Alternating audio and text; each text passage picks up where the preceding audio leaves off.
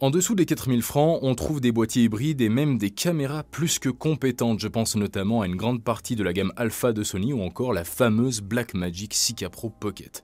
Mais qu'est-ce qu'on peut trouver légèrement au-dessus, sans pour autant dépasser la barre des 10 000 francs? Eh bien, très souvent, il s'agit des premières caméras professionnelles de la gamme cinéma de diverses marques et surtout, pour la majorité d'entre elles, approuvées par Netflix.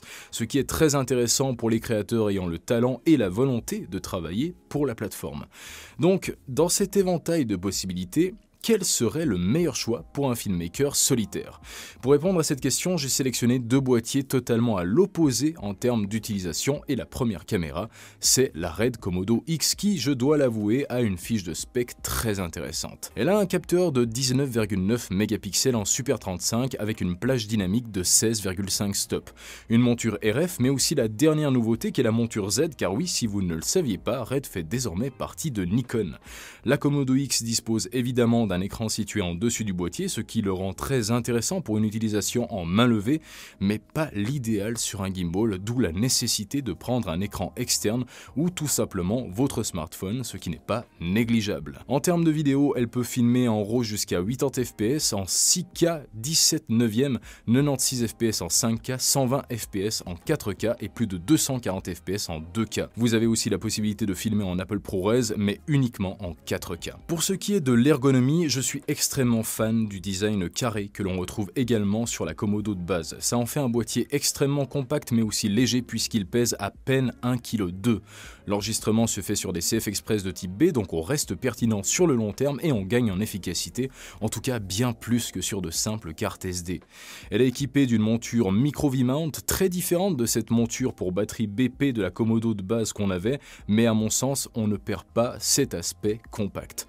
Cependant, notez bien que si vous l'utilisez avec la batterie nano de la marque, vous ne disposerez que d'une demi-heure pour filmer, mais à mon sens, encore une fois, ce n'est pas vraiment un problème, rien ne vous empêche de la prendre pour une utilisation sur gimbal et d'avoir une batterie plus performante pour des plans immobile. La Komodo X dispose aussi d'un global shutter, donc pas de déformation superficielle dans les scènes d'action. La qualité d'image est relativement proche de celle de la Red Raptor, ce qui n'est pas étonnant dans l'idée où la marque cherche à garder cette cohérence sur l'intégralité de ses boîtiers, même si on note de toute façon quelques légères différences.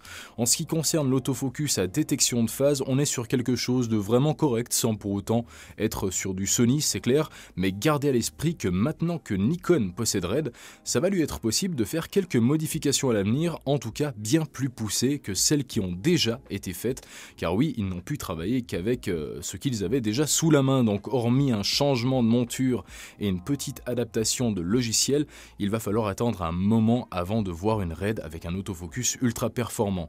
Mais on peut se consoler en se disant que ce n'est pas une utopie, au contraire, on se dirige sur du concret. Alors attendez, parce que d'un côté c'est une bonne chose, c'est clair, mais de l'autre, j'imagine que ça voudra dire que Nikon va avant tout privilégier les boîtiers équipés de la monture Z tout en gardant dans leur gamme ceux de la monture RF. Après, vont-ils quand même apporter leur expertise sur ces derniers aussi?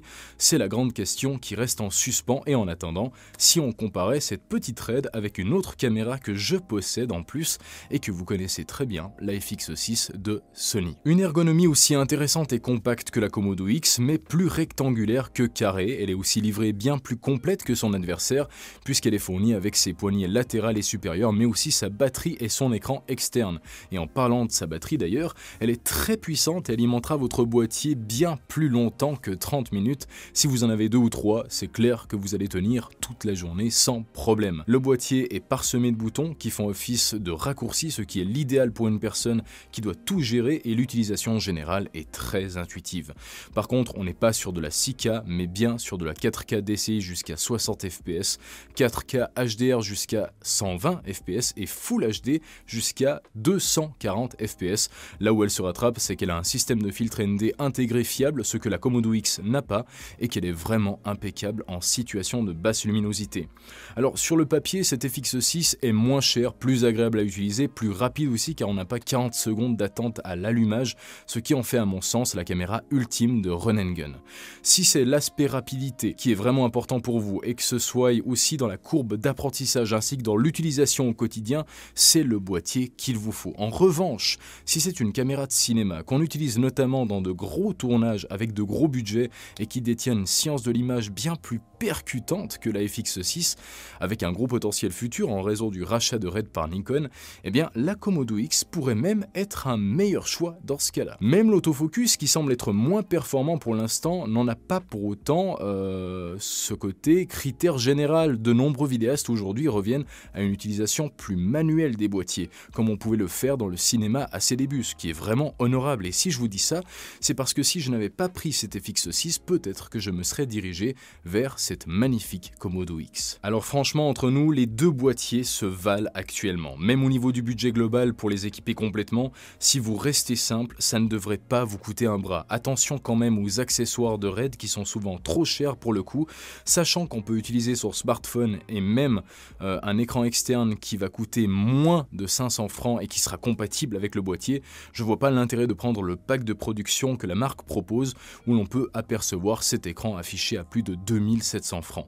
Prenez uniquement ce qui est nécessaire chez eux comme des cartes CF Express, le lecteur de cartes et même là on peut trouver ça chez Angelbird.